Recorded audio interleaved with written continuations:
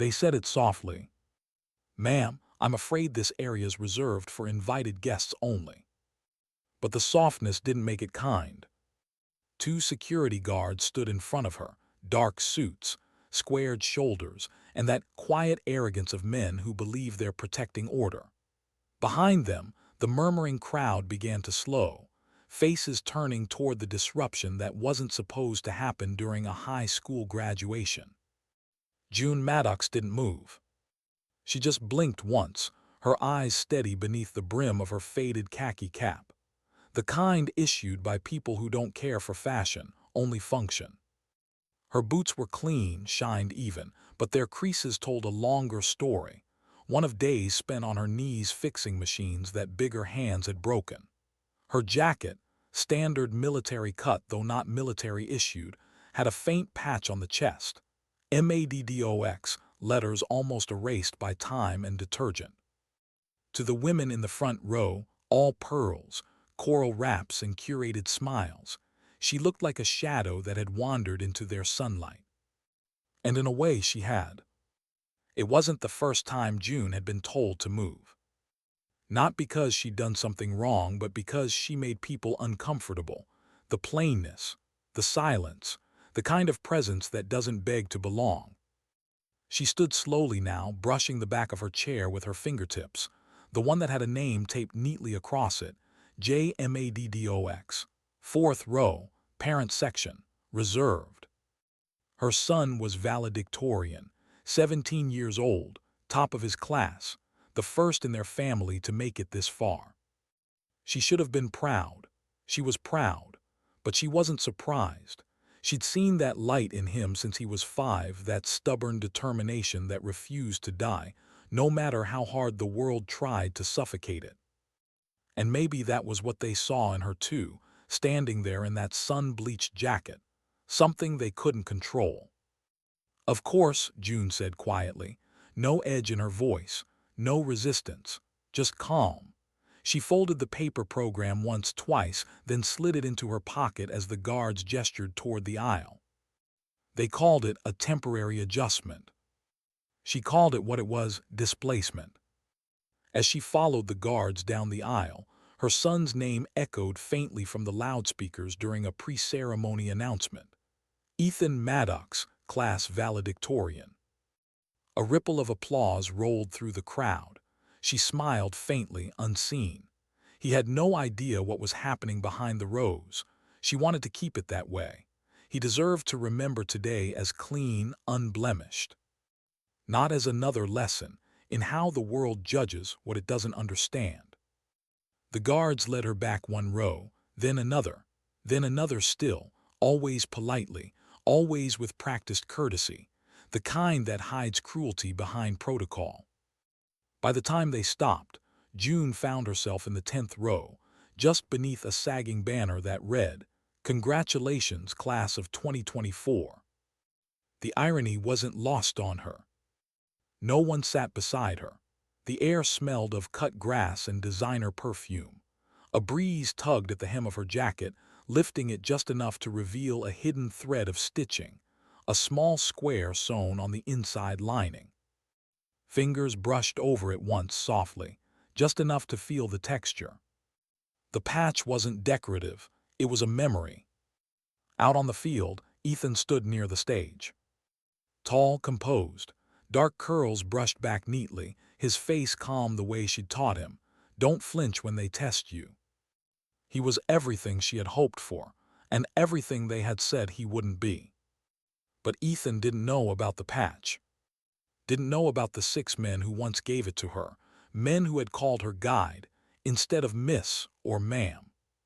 He didn't know that the same quiet strength that had gotten her through his father's death had once earned her the respect of men trained to spot weakness a mile away. She never told him, some truths aren't spoken, they're carried. From the corner of her vision, she saw movement beyond the canopies, 6 figures near the fence line. They weren't part of the crowd, didn't clap, didn't shift. They just stood there motionless as though guarding the perimeter. Civilian clothes, polished shoes, the kind of stillness that only came from discipline. If anyone else noticed, they would have dismissed it, maybe thought they were late guests or staff. But June knew better. She learned to read body language the way some people read maps. They didn't come for the graduation. They came for her. Years ago, before this town decided who she was allowed to be, June Maddox had been nothing more than a mechanic. A woman trying to make ends meet after her husband, Marco, was crushed under a faulty lift. He died saving a rookie technician who should have been there in his place. The company called it an unfortunate malfunction. The lawyers said insufficient evidence. June called it betrayal. She'd held her 5-year-old son at the funeral, no crowd, no casseroles, no condolences, and swore that she would never again rely on fairness to protect her. Fairness was a luxury for people with connections. She didn't have that, but she had clarity. And clarity, she learned, could be a weapon. It started small, fixing cars for neighbors, learning engines, hydraulics, systems, anything that could break, she learned to mend. But the work wasn't just mechanical, it was mental, a puzzle every day, teaching her how to see problems before they happened. And when a former vet from the local VA clinic brought his truck in one night, radiator burst, dashboard covered in sand from deployment, he left more than a payment.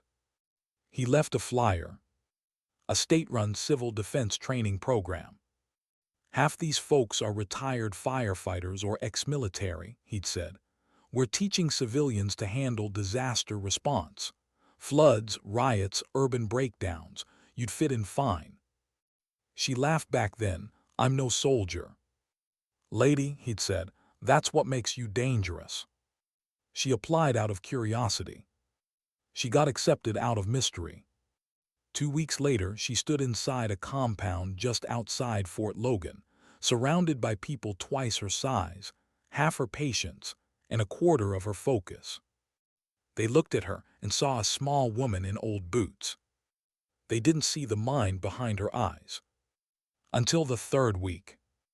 During a simulation exercise, a blackout and hostage extraction, she rerouted 2 units through an alley that wasn't even on the map. Old city blueprints, she explained when questioned. Most public databases lag behind by about 2 years. You'd be surprised what gets missed. That earned her the first nod from the SEAL team, assigned to cross-train with them. By the end of the month, it earned her a name. Guide. June never asked for respect, but she commanded it without trying. She saw what others missed, the subtle shift of wind that gave away sniper elevation, the sound pattern that betrayed an engine about to fail, the silence before panic. And when one of the younger SEALs collapsed from heat stroke during a drill, it was June who sprinted back, dragging him across concrete, tearing off her jacket to shield his face from the sun. The instructors logged the time, 23 seconds faster than the medic team.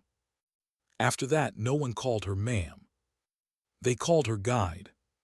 The program ended quietly. No graduation, no medals, no ceremony. Just handshakes and sealed envelopes. But that night, the 6 men found her packing her tools into the back of her pickup. One by one, they approached, each holding a small green patch with the number 6 stitched in dull thread. Below it, one word, guide. No speeches, just nods. The kind of acknowledgement that didn't need an audience. That was years ago. She hadn't seen them since. Didn't expect to. Until now. At her son's graduation, of all places. June sat still, eyes locked on the stage, heart steady but heavier than before. The guards thought they'd moved her to the back, but they'd moved her exactly where she needed to be in view of the 6 men who had once trusted her with their lives. They watched from the edge of the field, silent, unreadable, waiting. June didn't look their way again. She didn't have to. She just straightened her jacket and focused on the podium, her thumb resting on the patch sewn beneath the lining. Ladies and gentlemen, Principal Kent's voice rang through the speakers, too bright, too polished. Welcome to this year's commencement ceremony for the graduating class of 2024. Applause scattered through the air, rising and falling like polite thunder. June's breath stayed measured. She counted the seconds between claps, an old habit from training. It kept her calm, kept her grounded. The choir sang, parents cheered. The world moved forward as if nothing was broken. And yet beneath the rhythm of celebration, something trembled quietly, a tension invisible to everyone but her. It was the stillness before a shift, the same kind she'd felt before a drill went wrong, before a storm touched down, before the moment the lights went out. Her instincts stirred, whispering that this day wasn't over yet. Not by a long shot. From the front row, Mrs. Bellamy, the woman who had whispered her complaint to the staff, glanced back briefly, her coral shawl catching sunlight like a flag. Her expression was one of mild satisfaction. She didn't know who she was looking at. She thought June was just a misplaced mother, one of those quiet women who don't know their boundaries. If she only knew the kind of boundaries June had crossed before breakfast. As the first names were called, June exhaled slowly. The sound of applause rose and fell again. Each name was another small victory for someone else, and one more reminder of the quiet distance between her and her son. But she stayed steady. Her presence was enough, because deep down, she knew something that none of them did.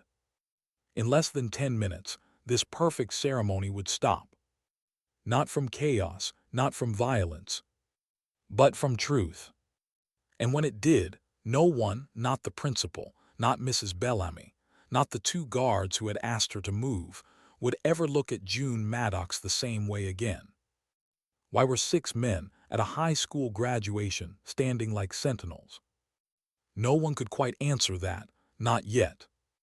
From the edge of the field, their silhouettes looked ordinary enough: dark suits, pressed shirts, hands folded neatly in front. But something about their posture unsettled the air. It was too symmetrical, too disciplined.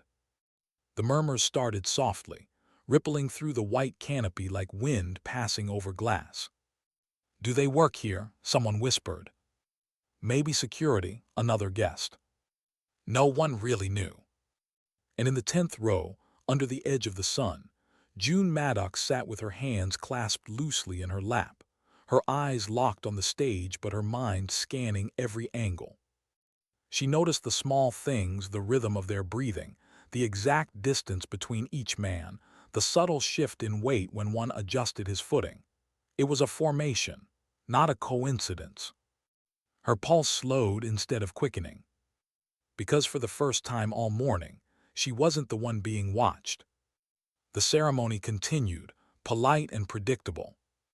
Principal Kent spoke about excellence and legacy. The choir sang again, harmonies too practiced to feel real. Cameras clicked, and proud parents laughed at all the right moments. But beneath the surface, tension was quietly rearranging itself. A mother in the front row turned to whisper, "Who are they?" Her voice carried just enough for others to hear. Mrs. Bellamy followed her gaze, lips tightening as she squinted toward the figures near the field's edge. "They don't belong here," she murmured. "Probably some press stunt." Her husband pretended not to hear. Behind them, one of the same guards who had asked June to move earlier now held a hand to his earpiece, muttering into a small radio. His tone wasn't calm anymore. Order, it seemed, was starting to lose its grip.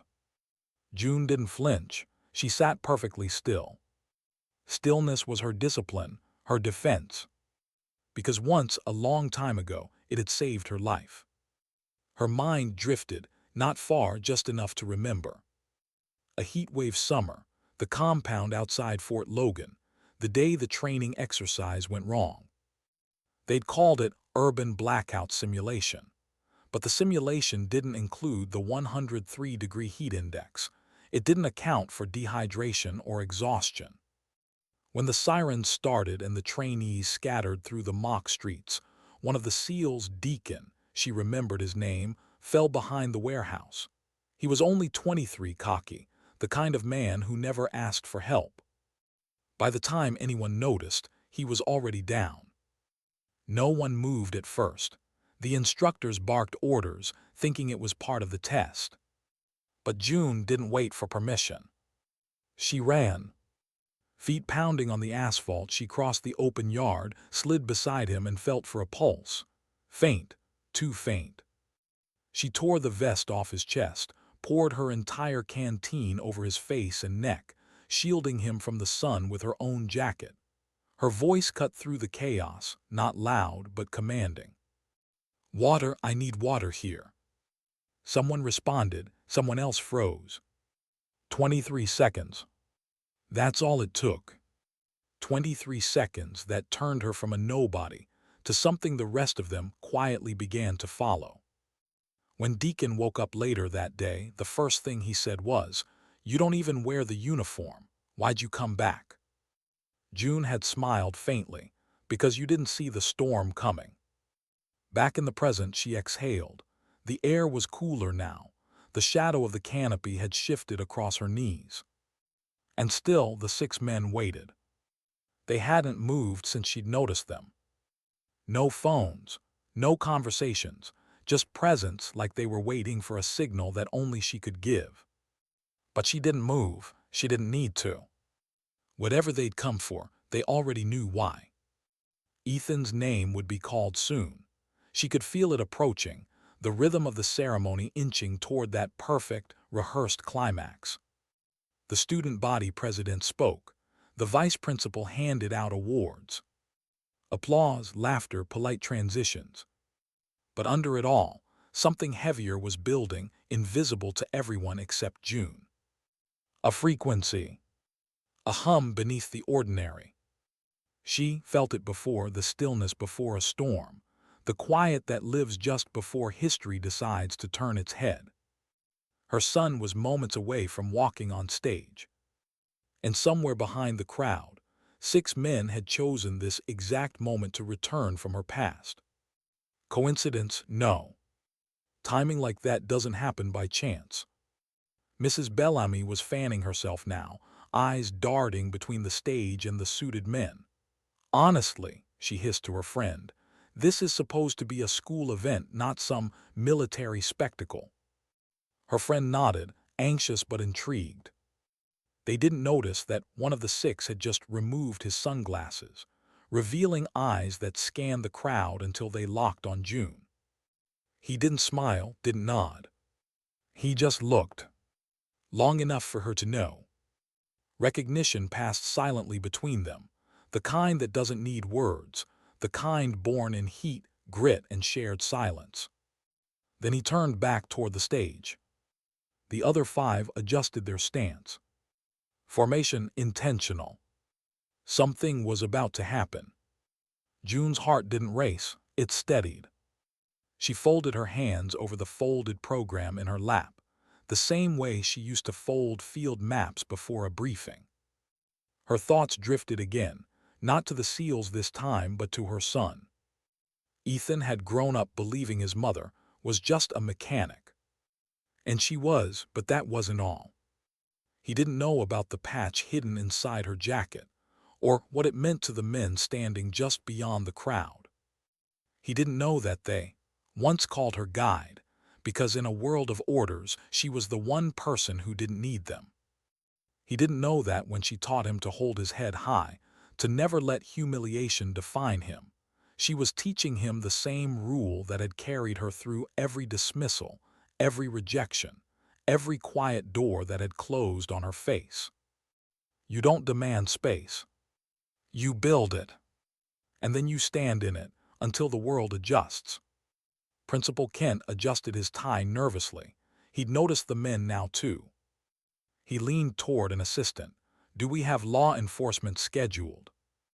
The assistant shook her head. "No, sir." Kent frowned. "Then who are they?" The assistant didn't answer. The microphone picked up the faint scrape of the principal's throat as he continued, his voice betraying the slightest tremor. "And now, before we move to our valedictorian address." He paused, looked up. The crowd had begun to shift attention, subtly veering away from the stage toward the aisle. A single figure was moving through the seated rows. Tall, straight-backed, calm. The first of the six. June didn't blink. Her breathing slowed again, just as it had during that old simulation, calm in the middle of confusion. The man walked past the rows without a word. Cameras followed him. Some people stood to get a better view. He wasn't threatening, he wasn't armed. He was purposeful. Behind him, 5 more followed, perfectly aligned, perfectly timed. And in that moment, the ceremony's rhythm broke. The applause stopped, the music faltered. Even the birds seemed to quiet. June's hand found the edge of her jacket. Her thumb pressed against the inside seam where the hidden patch rested. She whispered something under her breath, not a prayer, not a plea, just acknowledgement. They'd come. After all these years, they'd really come. Not because she'd called. Because she didn't have to. From the front row, Mrs. Bellamy stood halfway, outrage frozen in confusion. What's going on? Who are they? No one answered her. The guard stepped forward, unsure whether to intervene. The principal tried to signal them, but the men's calm stride made everyone hesitate. These weren't protesters, weren't intruders. They moved like men who belonged everywhere and nowhere. And every step they took brought the ceremony closer to something no one had prepared for: truth. They stopped near the front of the stage, just shy of the steps. No one moved. The man in front reached into his jacket. Gasps rippled through the crowd, hands tensed, cameras zoomed in, and the guards braced instinctively. June's voice whispered inside her mind like muscle memory, "Wait, watch the hands, always watch the hands." He pulled out a small folded piece of green fabric. A patch. The same kind that lived in the lining of her jacket. He held it in his palm for a moment, then placed it carefully on the nearest chair. And for the first time, June's eyes softened. The world didn't know what it meant, but she did. It was recognition, tribute, alignment. The kind that doesn't need ceremony, because the ceremony is the silence that follows. From somewhere in the crowd, a voice whispered, "Who are they here for?" And another answered almost in awe, "I think for her." June didn't react, she just breathed. The heat of humiliation from earlier, the sting of being asked to move, had already faded. This was something else now. Something far quieter. She wasn't invisible anymore. But she hadn't been seen yet either, not truly, not until the next moment. The man at the front turned his head slightly, eyes sweeping over the rows until they met hers. The connection held. And in that long, quiet second, June understood something simple and final. They hadn't come to defend her honor. They'd come to remind the world what it looked like. The principal swallowed hard, gripping the microphone. "A gentleman, can I help you?" No one answered. And somewhere deep inside, June's heartbeat slowed to a calm she hadn't felt in years. Because whatever was coming next, it wasn't about confrontation. It was about correction. She'd been moved to the back. But somehow, without saying a word, the world had just turned to face her. The air had shifted. You could feel it before anyone spoke. The 6 men stood at the base of the stage, motionless, deliberate, the way a memory freezes before it turns sacred. No one quite breathed right. The choir members whispered to one another. The principal's knuckles turned white around the microphone. Parents leaned forward, not sure if they were witnessing a mistake or a moment. And in the 10th row, June Maddox sat unmoving, not tense, not startled, just centered. Her expression carried that same calm you see before a storm finally breaks open. The first man, tall, sharp-jawed, a streak of gray through his close-cut hair, reached into his pocket and withdrew a small piece of embroidered canvas.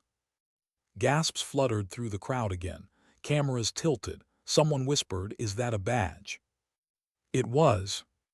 It was a patch, green canvas, a faded insignia stitched with one number, 6. And below it one word, guide.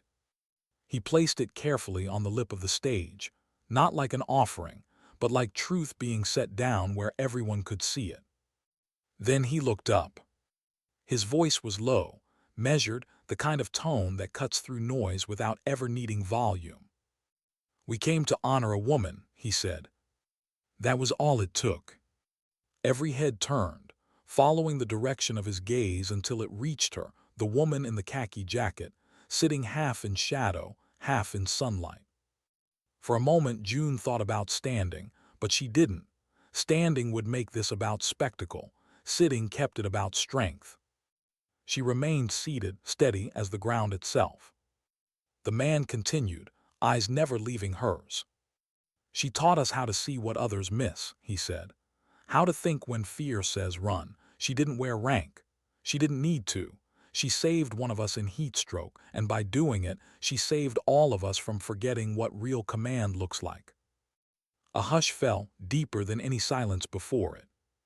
The second man spoke next, voice rougher, the edges of emotion unhidden. "We call her guide, but you call her something else." He paused, then gestured toward the stage, where Ethan stood frozen among the graduates. "You call her mother." For one breath, everything stopped. The world, the wind, the small chatter of the crowd, all of it suspended like a photograph mid-develop. Ethan's eyes found her instantly. He'd always known his mother was strong, but not this. Not them. Not the idea that these soldiers, these men who looked like they belonged to another world, were here because of her. He stared at her jacket, the one he used to tease her about for smelling like machine oil and old paper. He remembered once asking, "Why do you keep that thing?"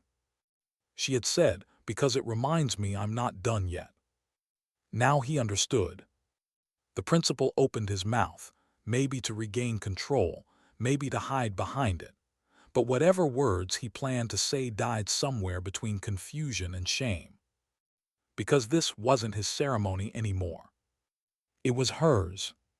The first man, Hartley, the sniper June had once coached through night vision mapping, stepped closer to the microphone. He didn't ask permission. "We serve under command," he said evenly.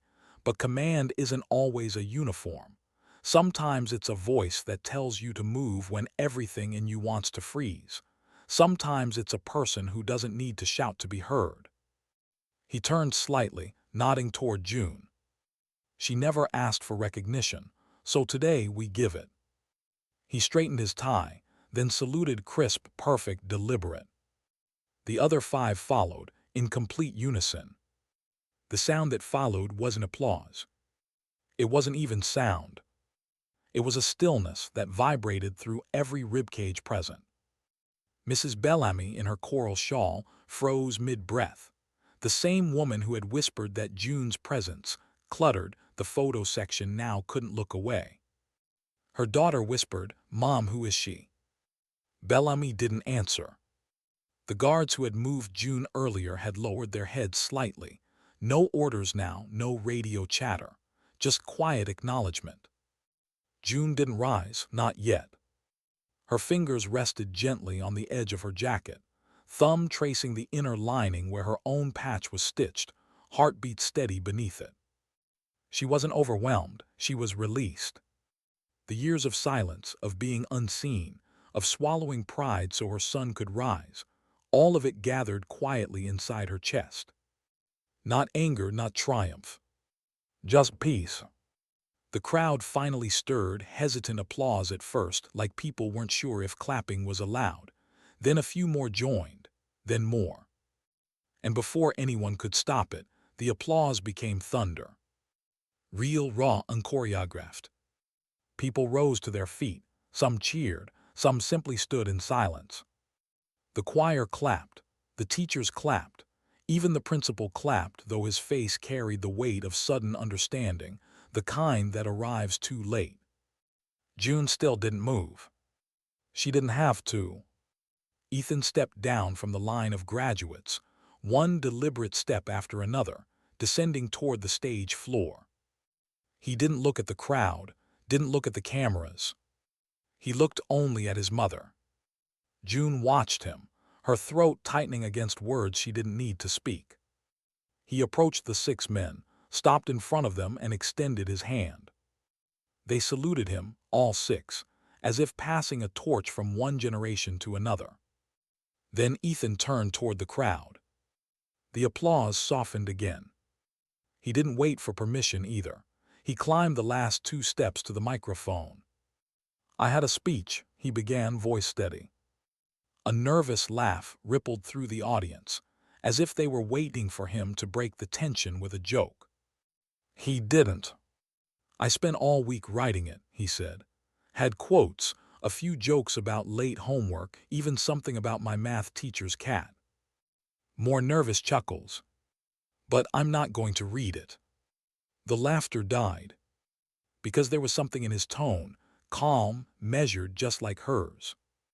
"What I was going to say doesn't matter anymore," Ethan continued. "What needs to be said does." He turned slowly toward the 10th row. "My mother," he said. The word cracked slightly. He cleared his throat and tried again. "My mother has been told where she doesn't belong since before I could walk. She's been asked to move, to step aside, to stay quiet, so people who already had the spotlight could stand a little taller." He paused, eyes scanning the crowd, teachers, donors, parents, each one caught between admiration and guilt. But she never did it out of spite. She did it because she knew something most of us don't learn until too late. Another breath. That dignity doesn't shout, it simply acts. The line hung in the air like scripture. Even the wind stopped. Ethan glanced toward the 6 men behind him, then back to his mother. "These men didn't come here for attention," he said. "They came because they remember who taught them to lead without needing a title. The same woman who raised me to stand up, even when I didn't know I was watching." He smiled faintly, eyes shining. "So if this school believes in the values printed on its banners, respect, service, honor, then today it gets to practice them." He gestured toward June. "Because the woman sitting in the 10th row deserves the front." The words fell like stone into still water. No echo, just impact. Someone in the back started clapping again, a student, then another, then everyone. And this time, no one hesitated. Applause roared across the field like thunder, rolling down a mountain. June didn't cry, not visibly, but her breath caught once, sharp and quiet, before easing out again like the end of a long march. Her son, her boy, had done what the world never could. He had seen her. Fully. Publicly. Irreversibly. The principal wiped his forehead, eyes darting everywhere but toward June. Mrs. Bellamy sank lower in her seat, coral shawl slipping off one shoulder. And the 6 SEALs, the ones who'd once stood beside her in drills, who'd learned from her quiet precision, simply lowered their heads in respect. The crowd didn't see the small signal exchange between June and Hartley, just the faintest nod, almost imperceptible. But it was enough.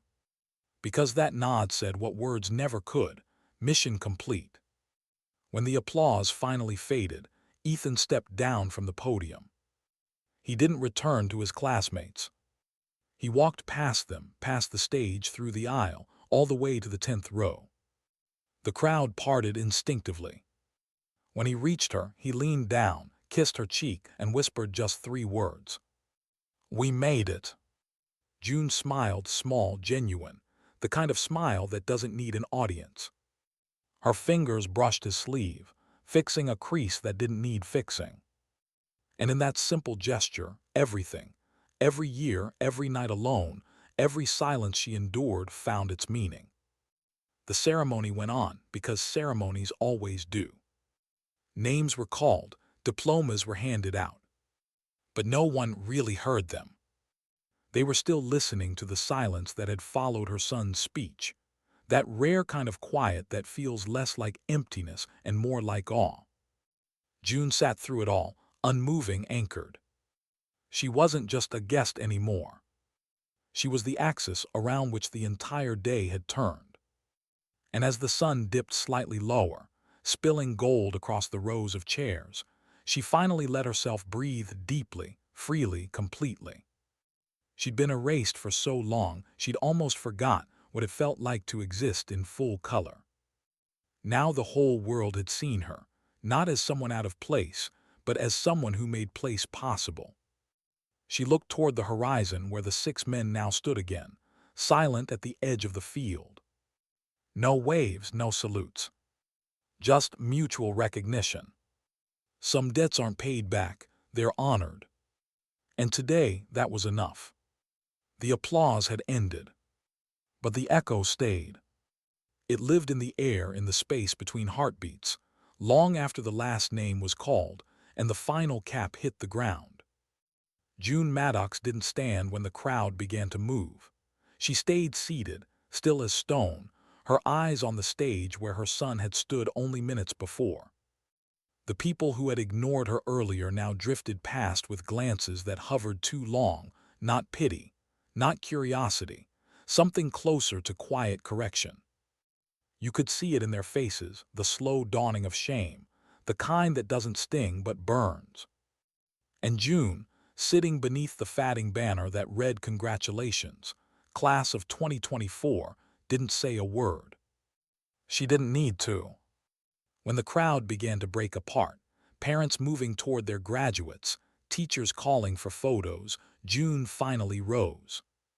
Her knees ached faintly, not from age, but from stillness held too long. She brushed the back of her jacket, the one that carried grease stains no soap could erase, and adjusted her collar. The patch beneath the lining, the one over her heart, warmed slightly against her skin, as if the day itself acknowledged what had just happened. A few feet away, the 6 SEALs hadn't moved. They stood near the oak trees at the perimeter, watching the last of the ceremony wind down. They didn't wait for cameras, didn't approach the principal, didn't seek credit. They were there for her.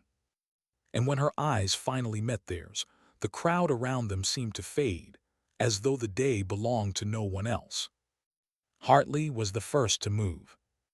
He stepped forward, quiet and certain, with that same presence he'd had years ago during the training days, before deployment, before the world tested them both. He didn't salute this time, he didn't have to. He offered his hand instead. "Ma'am," he said, voice steady, "you remember what you told us before we graduated the compound?" June tilted her head, a faint smile tugging at the corner of her lips. "Depends which part you mean." "The part about weight," he said, "that you don't get to choose what you carry, only how you carry it." She nodded once. "Seems you remembered." "Hard not to," he said, his eyes softened. "You gave us more than tactics, you gave us reason." The other 5 men joined him. They didn't speak at first. They just stood in a semicircle around her and Ethan, like guardians at ease, not protecting, but acknowledging. Then one of them, Deacon, the same man she had saved from heatstroke, reached into his suit jacket. He held out a folded patch, identical to hers but embroidered with a new line in gold thread beneath the old word guide. It read "Honorary Command." June hesitated, fingers hovering over the fabric. "You didn't have to do this," she said quietly. Hartley shook his head. "Neither did you." And that was it, no speeches, no ceremony. Just truth finally balanced. Around them, the crowd began to dissolve. Students hugging parents, balloons lifting, the hum of congratulations softening into background noise. But where June stood, the world seemed to slow, like time itself recognized the gravity of what had just been corrected. A teacher passing by paused, then stopped altogether. She was young, maybe in her late 20s, hair tied back, the kind of woman who looked like she wanted to apologize but didn't know how. She stepped closer, voice barely a whisper. "Thank you for more than today." June looked at her, studying her face, and simply nodded. Then make it mean something. The teacher nodded back, eyes wet, and stepped away without another word. Ethan stood beside her now, diploma in hand. The weight of it seemed lighter than it had earlier. He looked at his mother, at the men beside her, and then at the crowd still lingering under the canopy. "Do you think they'll remember?" he asked softly. June followed his gaze toward the field. The stage was half empty, the principal already disappearing into the administrative wing. The Bellamys were gone. So were the guards. Only fragments of conversation drifted across the wind, hesitant, reverent, uncertain. "They'll try not to," she said at last, "but it's too late, it happened." They didn't go to any post-ceremony dinner. There were no reservations waiting, no flowers in the car, no speeches to attend. Instead, June and Ethan walked to the parking lot together, weaving through clusters of families posing for photos, their laughter echoing through the open air. It wasn't uncomfortable, it was clarity. Ethan's gown fluttered in the wind, his cap dangling loosely from his hand. June carried nothing but the folded program she'd kept in her pocket since the start of the day, the same one she'd clenched when the guards told her to move. Now it didn't feel like paper anymore. It felt like proof. The truck was parked at the far edge of the lot, dust settling on the hood. She opened the passenger door for him, the same way she had done when he was 6 years old and afraid of slipping from the seat. He smiled faintly, nostalgia flickering in his eyes. "Feels different now," he said. "It should," she replied. He slid in, setting his diploma gently on the dashboard, as if afraid to disturb the moment. June walked around to the driver's side, pausing once to look back. The field was nearly empty now. Only the 6 men remained, standing in a loose formation near the oak trees. They didn't wave, neither did she. Some goodbyes don't require motion. They just exist, solid, permanent enough. She climbed into the truck and started the engine.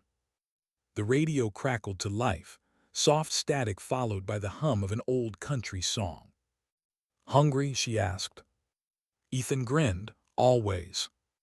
"Burgers then." "Burgers," he said.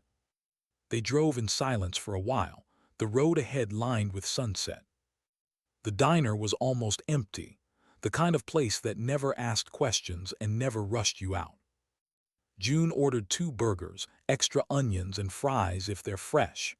The waitress smiled and nodded, recognizing her from years of repair work done on staff cars. When the food came, they didn't talk much. They didn't need to. The hum of the neon sign outside flickered against the window, painting their reflections in soft amber light. Ethan looked at her across the booth. "You know they'll probably write about today, right?" June raised an eyebrow. "Who will?" "The local paper. Someone was filming. I saw phones everywhere." She shrugged. "Let them. Maybe it'll make someone think twice next time they decide who belongs where." He smiled faintly. "You really don't care, do you?" "I used to," she admitted. "Then I realized caring doesn't change people, but truth makes them look at themselves." They ate slowly. The burgers cooled. The fries disappeared one by one. Outside, the sky turned indigo. When they finally left, the air smelled of rain that hadn't fallen yet. Back home, the porch light buzzed like it always did. The tools still hung neatly along the garage wall. The same half-repaired sedan sat under the tarp, waiting for her hands. The world hadn't changed, not visibly, but inside the small house something had shifted. Ethan leaned against the doorframe, diploma still in hand. "You know," he said quietly, "you didn't just get your seat back today." June looked up, questioning. He smiled. "You made them build a new table." Later that week, the story spread. Someone from the local paper published a photo, Ethan at the podium, June seated in the background, flanked by the 6 men in dark suits. The caption didn't name her, but the article did. It called her the woman in the jacket. By the end of the week, teachers were forwarding the story to other schools. Students were sharing clips from Ethan's speech online, quoting the same line that had stilled the entire crowd. Dignity doesn't shout, it simply acts. It wasn't trending, it wasn't viral. It was quiet but everywhere. And sometimes that's more powerful. The following month, the principal announced his early retirement. Personal reasons, the statement read. Mrs. Bellamy resigned from the Parent Leadership Board. No announcement at all. In the vacuum they left behind, something small but unmistakable took root, the slow hum of introspection. At the next PTA meeting, someone suggested a new recognition to honor service that often goes unseen. They called it the Maddox Award for Quiet Excellence. It passed unanimously. June didn't attend the meeting. She didn't need to. Her presence had already filled the space. One evening, weeks later, she stood outside her garage, wiping oil from her fingers with an old towel. The sun was low, bleeding orange across the tree line. Ethan joined her, leaning against the truck she'd fixed for the third time that year. College starts soon, he said. She nodded, you ready? I think so. You'll do fine, she said. You already know how to think under pressure. He smiled softly. I had a good teacher. She didn't answer, just handed him a wrench and motioned toward the engine. Help me finish this, she said. We'll talk after.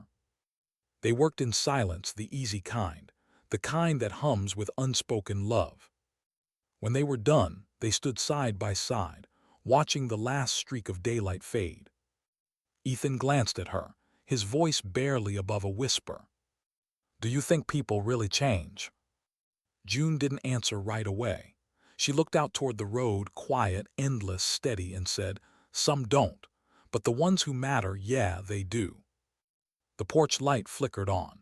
The jacket hanging by the door swayed slightly in the evening breeze. Inside its lining, the golden thread caught the last ray of sun, glowing faintly before the light disappeared. Some legacies are carved in stone. Others are sewn quietly, one stitch at a time, over the heart. And sometimes, the loudest revolutions begin with nothing more than a woman who refused to leave her seat. It started quietly. Everything worth remembering does. No headlines. No interviews. Just whispers carried through inboxes, text messages, late-night conversations between teachers and parents who couldn't quite shake what they'd witnessed. Someone had filmed Ethan's speech. Someone else had clipped the moment when 6 men in suits placed a patch on the stage. By the next morning, the clip was everywhere, not trending, not viral, but alive. A reporter from a regional paper called it the graduation that stopped time. A teacher from another state printed Ethan's words and pinned them to a classroom wall. A guidance counselor used the video to open a discussion about integrity. No one asked for permission. They didn't need to. The story wasn't about ownership. It was about recognition. Recognition that sometimes heroes look nothing like the pictures we hang in hallways. June didn't read most of it. She didn't even know at first. Life went on, the way it always does when the noise fades and routine steps back in. She still opened the garage every morning at 7:30. Still tuned carburetors by hand. Still fixed cars for half what the local shops charged because, as she put it, people shouldn't have to go broke to keep moving. Her life remained the same. Only the way people saw it had changed. One afternoon, 2 weeks after the graduation, a delivery truck pulled into her driveway. The driver, a woman mid-40s, hair pulled into a tight bun, stepped out with a small brown package. Delivery for June Maddox, she said. No return address. June frowned. Who's it from? The driver smiled. Doesn't say, but oh, the guy at the depot said to tell you it was sent from the field. The field. June felt her pulse slow, That old training response again. She signed for the package, thanked the woman, and carried it inside. It wasn't heavy, just dense, like something that carried more meaning than weight. She opened it with the care of someone diffusing memory. Inside was a single item. A small wooden box, sanded smooth, no lock, no inscription. When she lifted the lid, she found a folded note and a piece of cloth, the same dull green fabric she'd known years ago. The note read in firm handwriting, "You once told us leadership is knowing when to stay silent. Thought you'd appreciate knowing the silence reached farther than you think." A six. Beneath it lay another patch, new, crisp, the stitching golden. This one didn't say guide or honorary command. It simply read, legacy. She didn't cry. She didn't need to. She just set the patch beside her coffee mug on the kitchen table, leaned back, and exhaled through her nose. Outside, the cicadas hummed. It felt right. Not grand, not cinematic. Just right. The world, for once, had found its balance with her. But stories, the good ones, never stop where they begin. By fall, the Maddox Award for Quiet Excellence had spread to 3 other schools. At first it was small, a plaque, a single name each semester, chosen by peers for acts of unseen kindness or steady courage. Then teachers began writing essays about what quiet excellence meant. A high school senior from another district quoted Ethan's line, "Dignity doesn't shout, it simply acts." Her essay won a state scholarship. When the committee asked what inspired her, she said, "Because I watched someone get moved to the back and somehow she still became the front." June heard about it from the librarian, a kind woman who stopped by the garage once a month to get her tires checked. "They're calling it the Maddox movement," she said, laughing. "You're practically famous." June had smiled, wiping her hands on a rag. "If they start selling t-shirts, tell them I want a discount." The librarian grinned. "You really don't care, do you?" June thought about it. "I care," she said softly, "just not about attention. Attention fades, change doesn't." Ethan started college in late August. He commuted from home for the first semester, saving money, staying close. Some days, June would watch him through the window as he left, backpack slung over one shoulder, eyes full of the same calm focus she'd once seen in her own reflection. He was his father's laugh, and her silence blended into one person. Before he left each morning, he'd tap the dashboard twice, a small habit from the night of graduation when they'd eaten burgers in the truck. "Why do you do that?" she asked one morning. He smiled. "Because it reminds me to keep driving my own road." She didn't say it, but she understood. By October, the video of his speech had reached a national outlet. A journalist requested an interview. June refused. "I'm not the story," she said. "The story's what happens when you stop erasing people." Ethan agreed to speak instead, but only under one condition: that they wouldn't film it, just record the audio. He talked for 20 minutes, calm, honest. About his mother, about the seat she was told to give up, about what it taught him. The recording aired online with a simple title, "The Woman in the Jacket." It didn't go viral, it went quietly eternal. Teachers used it in classrooms. Counselors used it in seminars. Veterans shared it on forums with one caption, "Respect the ones who never asked for it." Through it all, June stayed the same. Some nights, she sat on the porch with a mug of coffee, watching headlights drift across the horizon. She thought of Marco, her husband, the mechanic who'd laughed too loud and died too early. She thought of the garage that had denied fault, of the town that had looked away. And then she thought of the field, the sunlight, the murmurs, the way the world had stopped breathing the moment 6 men turned to face her. For years she had felt invisible. Now she understood she'd never been invisible. She had been the mirror. And mirrors don't disappear, they just wait for people to look up. Winter came. The air turned sharp. June found herself fixing more heaters than engines that season. People lingered longer at her shop now, not just for repairs but for conversation. A young boy from down the block, 17, came almost every day after school to help. He was awkward at first, shy, curious. "You really train soldiers?" he asked once, eyes wide. June smiled, tightening a bolt. "I trained mines, not soldiers. There's a difference." "What's the difference?" "Soldiers follow orders," she said. "Mines learn when to make their own." The boy nodded, thoughtful. He stayed, learned, worked. By spring, he could rebuild an engine blindfolded. People began calling her coach. She never asked for the name. It just happened, the way respect does when no one's trying to perform it. Neighbors came for advice. Single mothers asked her about work. Veterans stopped by just to sit and drink coffee in the quiet hum of the garage. June became something she never planned to be, a place of gravity.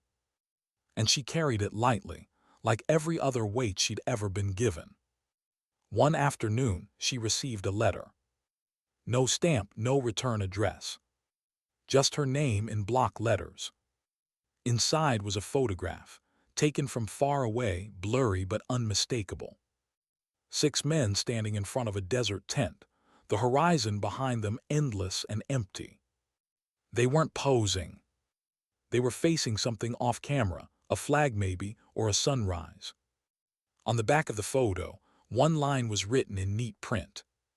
"Still following your map guide, 6. June smiled, a slow, knowing smile that reached her eyes. She slid the photo into the same box that held the patches, her private archive of unfinished goodbyes. Then she went back to work. Because the world doesn't stop for gratitude, it moves because of it. By the next year's graduation, something strange had happened at the same school where she'd once been told to move. The front row, the VIP section, had no name tags. No reserved seats. Just chairs. Equal. When someone asked Principal Hayes, the new head, about it, he said, "Tradition doesn't mean repeating mistakes. It means remembering why they happened." And in the very center of that front row, one chair stayed empty, not marked, not decorated. Just waiting. A quiet tribute that no one explained anymore, because no one needed to. Back home, June found the article online. A photo of that empty chair beneath a new banner that read Class of 2025. She stared at it for a long time, her reflection faint in the screen. Ethan walked in, backpack slung over one shoulder. "You saw it?" he asked. She nodded. He smiled. "You changed the rulebook, Mom." June closed the laptop and looked at him. "No," she said softly. "I just reminded them we all deserve a page." That night she sat on the porch as the wind shifted, carrying the faint scent of rain. The world around her was quiet again, but this time it was a different kind of quiet. Not the silence of exclusion. The silence of respect. She watched the stars appear one by one, her hands folded over the patch she still kept in her jacket pocket. The one that said legacy. Her story wasn't loud. It wasn't dramatic. It was steady, like heartbeat, like purpose, like the hum of an engine that never stalls because someone took the time to fix it right. Somewhere miles away, 6 men in a foreign desert looked up at the same stars. They didn't speak. They didn't need to. They just stood quietly, 6 points of motionless light mirroring the ones above them. Because even out there in the dust and the dark, the lesson still held true. Sometimes leadership doesn't come from the front. Sometimes it comes from the woman who stayed seated when the world tried to move her. Time doesn't announce its passing. It just folds softly, one quiet day into another, until you realize the moments you were waiting for have already become memory. For June Maddox, time no longer felt like a race. It was rhythm. The hum of an engine. She'd finally learned not to overrev. Years had begun to settle gently around her life, like dust on old metal, ordinary, but sacred in its own way. The garage still opened every morning at 7:30. The smell of motor oil and coffee still greeted whoever walked in first. And her jacket, that same khaki one, patched and worn, still hung by the door. But something in her world had shifted permanently. It wasn't fame, it wasn't recognition. It was resonance. People came now, not for repairs but for clarity. A young single mother, 2 blocks away, stopped by one morning with a flat tire and a worried look. June fixed it without charge, handed the woman a paper towel for her hands and said, "You're doing fine." That was it, just that. No lecture, no advice. But weeks later, the woman returned, not with a car but with flowers. She said, "That day you didn't fix my tire, you fixed my breath." June smiled quietly and placed the flowers near the window. They stayed there until the petals fell naturally, like all beautiful things do when their work is done. Ethan visited often, though his life had expanded far beyond the small town. He was teaching now leadership psychology at a university 3 hours away. When he lectured, he still quoted his mother sometimes. He never used her name, never showed the video. He just told her story, stripped of details, preserved in meaning. He'd stand before his students, chalk in hand, and say, "Leadership isn't always visible. Sometimes it's the person who stays seated so others learn where real worth sits." He'd pause, let it sink in. And someone in the back would always raise a hand, asking, "Did that really happen?" And he'd smile faintly, "Yes, I was there." June didn't know half the places her story had reached. She didn't need to. It was enough that people remembered the lesson, not the noise, not the spectacle, but the why. One afternoon, she received a letter from a small rural school across the country. It was handwritten, careful and simple. "Dear Mrs. Maddox, we started a mentorship group for girls who fix things, cars, radios, drones, anything. We call it the Jacket Club. You don't know us, but you started it. Thank you for teaching us that quiet doesn't mean weak." She folded the letter carefully, smoothing its edges before placing it in the wooden box with the patches. The box was almost full now. That winter, the town renamed the old community center. It wasn't a big event, no cameras, no banners. Just a new sign over the door that read, "Maddox Hall for those who keep moving." June found out only when she drove past it one morning, coffee in hand. She parked, stared at the sign for a long moment, and shook her head with a faint, amused smile. When a passerby asked if she liked it, she said, "I'd like it more if they fixed the cracked steps." The next day, a group of volunteers showed up with cement and tools. By sundown, the steps were even. June brought them lemonade and said nothing else. Spring came again. The garage filled with the scent of fresh air and machine grease. Ethan brought home his fiancée, a kind-eyed woman named Lee who taught social studies. June liked her instantly. Not because she tried to impress her, but because she didn't. Over dinner, Lee asked, "Is it true about the seals, that they came to your son's graduation?" June smiled over her glass of water. "People remember it bigger than it was," she said. "They didn't come for me, they came for what I stood for." Lee nodded. "That's the best kind of recognition." June smiled. "It's the only kind worth having." That night, after everyone had gone to bed, June sat on the porch alone. The air was thick with spring warmth, and the cicadas had started their low chorus. She thought of Marco again, the way he used to laugh from the gut, the way he'd hum old songs while fixing engines beside her. "Guess we did all right," she whispered into the quiet. Somewhere far off, thunder rumbled faintly. And in that sound she imagined an answer, soft, amused, certain. "Yeah, you did." A few weeks later, Ethan called. He sounded different, quieter, like he was trying not to let his voice shake. "Mom," he said, "they invited me to speak at the state educators' conference. They want me to talk about leadership." "Then talk," she said simply. "I will, but they asked if you'd come too." June frowned. "Me?" "They said people want to meet the woman who inspired it all." She took a breath. "Ethan, you know I don't do well with." "I know," he said gently, "but maybe it's time they hear silence in person." The auditorium was huge, bright lights, polished wood, 2,000 people. When June walked in, the room fell quiet. No one announced her, no music played. But everyone knew. Ethan's speech began simple. He talked about unseen influence, about lessons that last beyond applause. He spoke of a woman who taught without realizing she was teaching. When he finished, the audience stood, not clapping loudly, but rising slowly, respectfully. June stood too. She didn't wave, didn't bow. She just placed her hand over her heart, where the patch still rested inside her jacket, and nodded once. It was enough. Afterward, a young teacher approached her. She looked nervous, almost tearful. "Mrs. Maddox," she said softly, "I've read so much about you. I just wanted to say you made me stay." June tilted her head. "Stay?" "I was going to quit. My first year was rough, too many rules, not enough meaning. But then I read your story. It reminded me that small things matter." June smiled gently.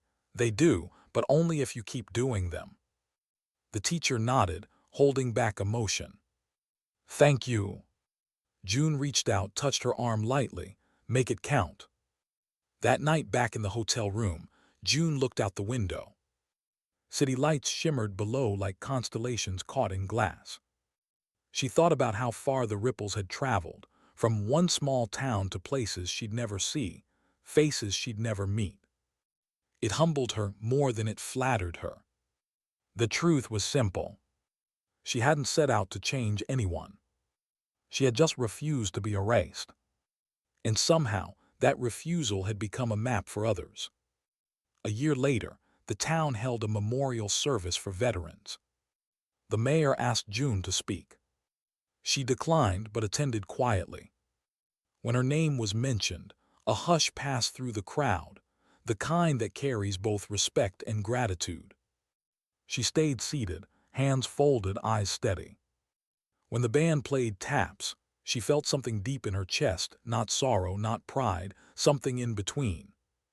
The sound reminded her that silence, too, was a kind of music. That summer, Ethan and Lee married. The ceremony was simple, under an oak tree behind the garage. June wore the same jacket. When it came time for speeches, Ethan took the microphone, looked at her, and said, "You taught me that love and leadership are the same thing, showing up even when it's uncomfortable." He paused, smiling. "So thanks for showing up, always." June's eyes softened, the edges glinting in the sunlight. She didn't say anything back. She didn't need to. Her silence had already spoken volumes. As the years slipped by, June grew slower but never stopped working. The tools felt heavier, the mornings came earlier. But every task still held purpose.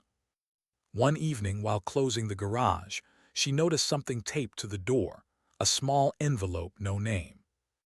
Inside was a photo. 6 men again, older now. One of them holding a sign, still following guide. Beneath the photo, just one sentence written in pencil. "Because of you, we never forgot who we're fighting for." June's breath hitched once, just once, before she smiled. She placed the photo inside the wooden box and closed the lid. The sound was soft, final, certain. That night, the wind outside carried the faint scent of rain and wildflowers. June sat on the porch, eyes half closed, letting the sound of crickets blend with memory. She thought of everything she'd fixed in her life, machines, moments, people, and how some things don't stay fixed forever. But maybe that's the point. Maybe what matters is that someone tried. She leaned back, eyes tracing the stars above the tree line. And somewhere between heartbeat and horizon, the thought arrived, gentle, unforced, like a whisper she'd always known.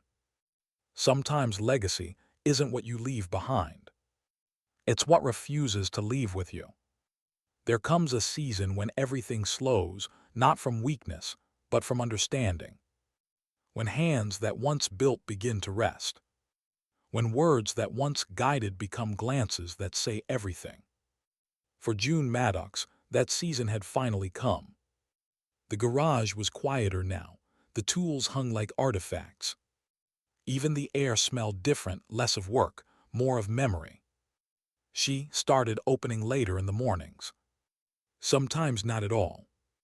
The town had changed too, new buildings, new families. But her name and what it meant still lived in the corners of conversations. The Maddox Award was now statewide.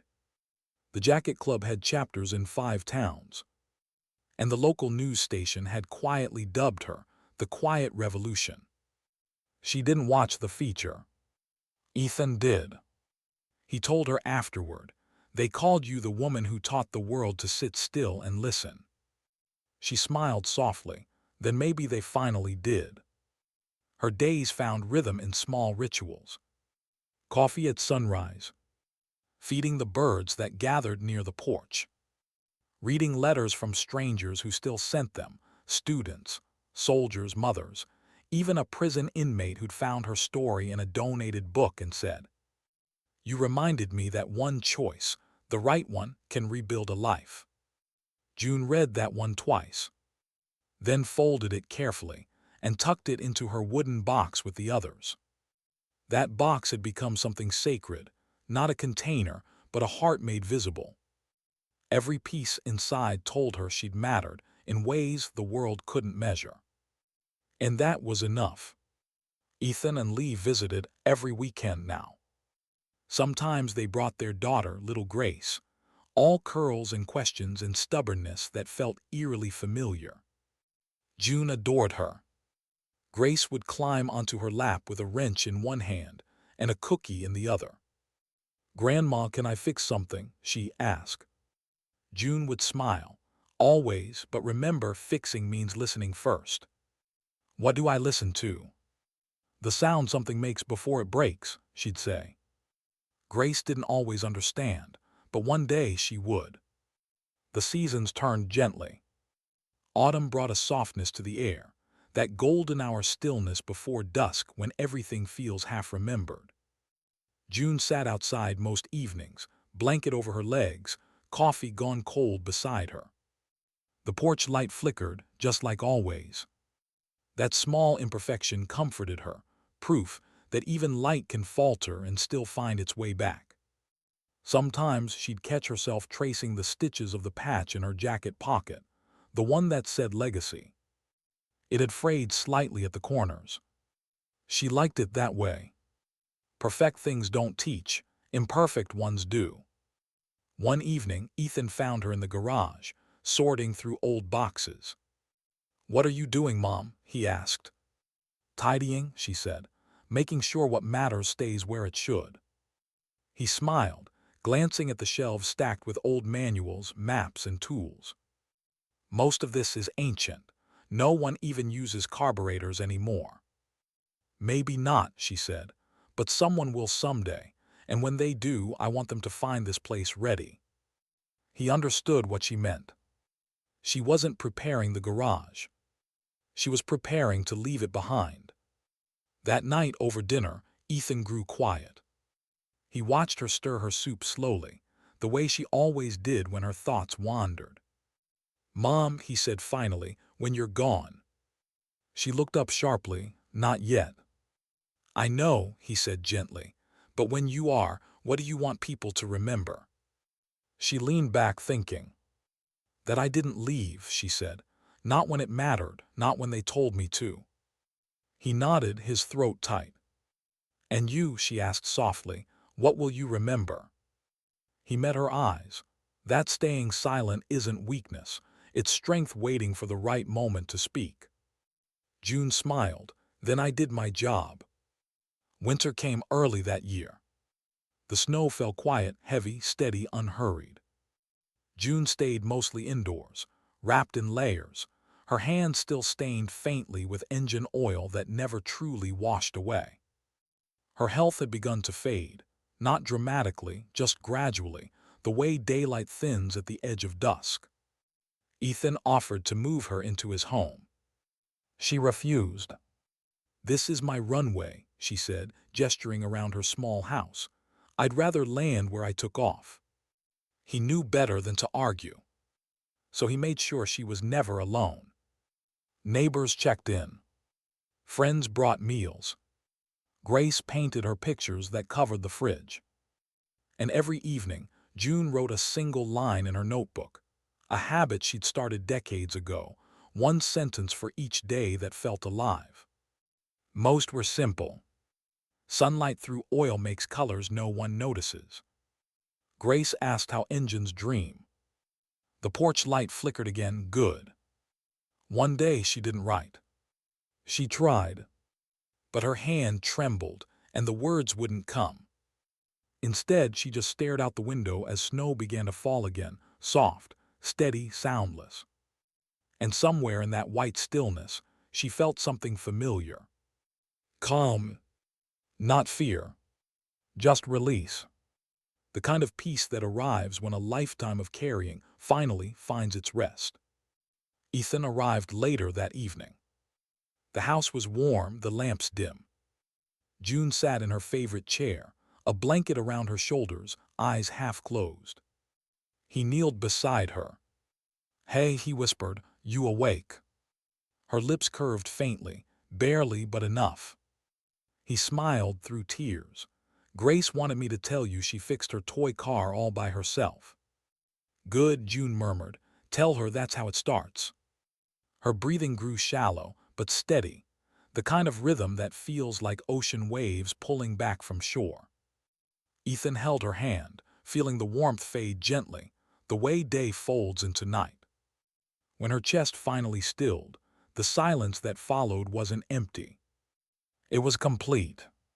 The next morning, sunlight poured through the window, golden, forgiving, endless. Grace ran into the room before anyone could stop her. "Daddy, Grandma's sleeping," she said, smiling. Ethan knelt, wrapped her in his arms, and whispered, "Yeah, she finally is." He didn't cry right away. He just looked around the room at the tools, the jacket, the box on the table, and realized every object here carried her fingerprints. Nothing was untouched. Nothing was ordinary. Even the silence hummed with her. The funeral was small, just family, friends, and a few strangers who'd once been changed by her in quiet ways. The 6 seals came, older now, their faces lined by time and distance. They didn't speak during the service. But when it ended, they approached her casket one by one. Hartley placed something on top, the original patch, the one that had said guide. No words, just reverence. Then they saluted in perfect unison, slow, deliberate, final. And for the second time in her life, June Maddox brought a crowd to silence. After the burial, Ethan stood alone by the grave. Snow had begun to fall again, small flakes landing on the freshly turned soil. He looked down at the marker, simple, understated, exactly as she'd wanted. It read, June Maddox, 1967-2044. She stayed. That was it. No titles, no honors. Just truth. He crouched, pressing his palm to the earth, whispering, "I'll keep the engine running, Mom." And as the wind passed over the trees, he almost thought he heard her answer, faint, amused, steady. "You already are." Weeks later, back at the house, Ethan found the wooden box. Inside were the patches, the letters, the notes. At the bottom, folded neatly, was her final page, her handwriting shaky but legible.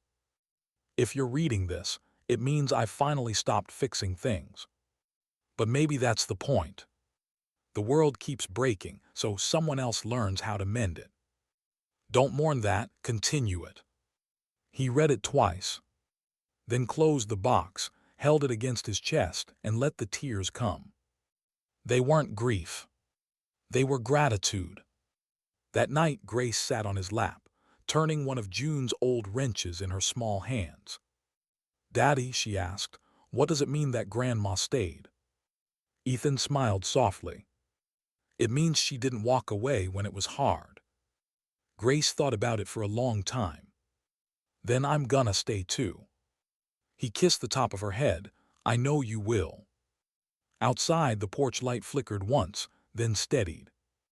And for a brief second, the wind carried the faint scent of motor oil and coffee, familiar, warm, unmistakably her. Because some lives don't end when they stop. They keep running in the people they taught how to listen. Years move like wind. You can't see them, but you feel what they change. For Ethan Maddox, time had become sound. The hum of tires on distant highways, the laughter of his daughter in another room, the memory of his mother's calm voice drifting through both. 20 years. That's how long it had been since the day the porch light flickered one last time. And yet, in every small silence, he still heard her. He lived 3 hours from the old town now, in a house with creaking floors and walls painted the color of late summer wheat. He taught full-time at the university, leadership through integrity, a course that filled every semester. Students loved his stories. He never gave names, never dates. Just fragments of truth, enough to feel real without needing proof. He'd start each term the same way. "You will be remembered for how you stay, not how you arrive." Then he'd draw a circle on the board, closed, complete, and tap the center with the chalk. "This," he'd say, "is silence. Learn to lead from here." Grace was grown now. 26, a mechanical engineer, sleeves always rolled, hands always stained. She inherited her grandmother's patience and her father's voice. Her workshop sat behind their house, a space filled with engines, drones, and old photographs pinned above the bench. At the center hung the jacket. Still patched, still frayed, still folded exactly as June had left it. Grace never wore it, not out of reverence, but because she believed it still belonged to the work itself. Sometimes when the hum of her tools stopped, she'd glance at it and whisper, "Guide me right." And somehow she always finished the job. The world had changed in 2 decades, faster, louder, sharper. But every movement eventually looks back to where it began. The Maddox Award for Quiet Excellence had become a national scholarship. The Jacket Club had grown into a mentorship network for women in trades and engineering. Even the military had borrowed her philosophy. Leadership through silence was now part of officer training. None of it bore June's photograph. Only her name stitched on plaques, carved into wood, whispered in oaths. And maybe that was right. Because she'd never wanted to be seen. She wanted to be understood. One crisp April morning, Ethan and Grace drove back to their hometown for a ceremony. The state was dedicating a memorial, small, simple, built on the same field where everything had once changed. They parked at the edge of the crowd. No banners, no speeches yet. Just people, families, veterans, teachers, students, gathered quietly under the open sky. At the center stood a single bronze statue, not of a soldier, not of a hero. Just a woman sitting calmly in a folding chair, eyes forward, jacket folded across her lap. The plaque beneath it read, "June Maddox, she stayed. In honor of all who hold their ground with grace." Grace stood still, her throat tightening. "She looks smaller than I imagined," she whispered. Ethan smiled faintly. "She always was, that's how she fit everywhere." The governor spoke briefly. A local choir sang softly. Then the microphone passed to Ethan. He stepped forward slowly, scanning the crowd, people of every age, every shape, every story all drawn here by one truth. He didn't carry notes, he never did. My mother never wanted recognition, he began. She wanted people to think, to pause before deciding who mattered. He glanced at the statue, sunlight warming its bronze shoulders.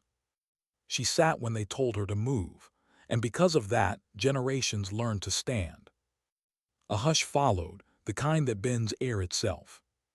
He let it breathe, then added quietly, "She taught us that silence isn't absence, it's direction." When the ceremony ended, Grace stayed behind. The crowd thinned until it was just her and the statue. She reached out, brushing a hand over the cool bronze of the jacket. "Hi, Grandma," she murmured. From her pocket she pulled a small object, a silver wrench, polished and worn. "I kept it," she said softly. "It still works." She placed it gently at the statue's feet. And for a moment, the wind stilled completely, as if even the air understood reverence. That evening, father and daughter drove to the old house. The porch light still hung, the bulb dim but unbroken. The garage smelled exactly the same, motor oil, dust, and ghosted sunlight. Grace walked inside, fingers grazing the wooden box on the shelf. She opened it carefully. Inside lay the patches, the letters, the photo of 6 men smiling before a desert horizon. At the very bottom, under a folded towel, she found something new. A sealed envelope. Her name on the front. She frowned, looking at her father. "Did you?" He shook his head. "I've never seen it." Grace opened it. Inside was a note, written in her grandmother's neat, deliberate script. "For the one who listens. You'll know when to speak. And when you do, the world will remember why." Grace pressed it to her heart. No tears, just warmth. Because even from beyond the years, June Maddox was still teaching. That night they sat on the porch, just the two of them, coffee steaming in the cold air. The stars were out, scattered and familiar. Ethan leaned back, exhaling. "You know what she'd say if she were here." Grace smiled, "That we left the garage door open." He laughed, the sound low and aching with love. Then he grew quiet again. "She used to tell me the world only spins right when ordinary people do extraordinary things quietly." Grace looked at him, eyes gleaming in the porch light. "Then I guess we keep it spinning." Years later, when Ethan passed, Grace inherited the house. She didn't change much, added a workbench, fixed the porch steps, kept the same flickering light. People in town came to her the way they once came to June. They called her Coach now. Sometimes, when a student asked who started all this, she'd point toward the jacket hanging on the wall and say, "Someone who refused to move." They'd ask her name, and Grace would answer quietly, "Doesn't matter, just remember what she stood for." And in that way, the name lived longer than marble ever could. One evening, long after closing, Grace sat in the garage with the radio humming an old country tune. She was rebuilding a carburetor, one of June's last unfinished jobs. Outside, rain fell gently. Between verses of static and melody, a faint voice from the radio announcer said, "Today marks 30 years since the story of the woman who wouldn't leave her seat inspired a movement in schools across the nation." Grace paused, wiping her hands, smiling faintly. "She'd hate that they call it a movement," she whispered. Then softer, "but she'd love that it worked." She turned off the light, letting the room fill with the quiet she'd inherited, the kind that didn't ask for attention, only understanding. The next morning, sunlight poured across the workbench, striking the jacket just right. For a moment, the patch that read Legacy glimmered gold. Grace stood there watching it glow and felt something deep settle inside her, not sadness, not pride. Just belonging.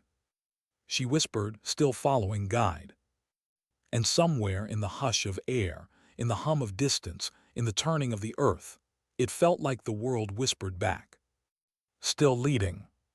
The years continued. Generations changed, but the story of June Maddox never left. It wasn't in textbooks or monuments. It lived in gestures, in a teacher who stood up for a quiet student, in a mechanic who gave someone a ride home without asking for payment, in a young woman who stayed in her seat when told she didn't belong. Each act, small and unseen, carried her fingerprint. Because legacy isn't loud. It's repetitive. It keeps showing up until the world learns its rhythm. And maybe, somewhere beyond the reach of time, June Maddox still sat on that folding chair, calm, steady, jacket across her lap, watching as everything she'd once stood for kept walking forward without her. No medals, no fame, just a ripple that never stopped moving. Moral ending. Sometimes dignity doesn't raise its voice. It doesn't demand space or proof or applause. It just stays steady, unshaken, until the world finally learns what grace looks like. Because the strongest kind of leadership isn't about who stands in front. It's about who refuses to move when the moment calls for courage. And long after names are forgotten, the world still turns quietly on the strength of those who stayed.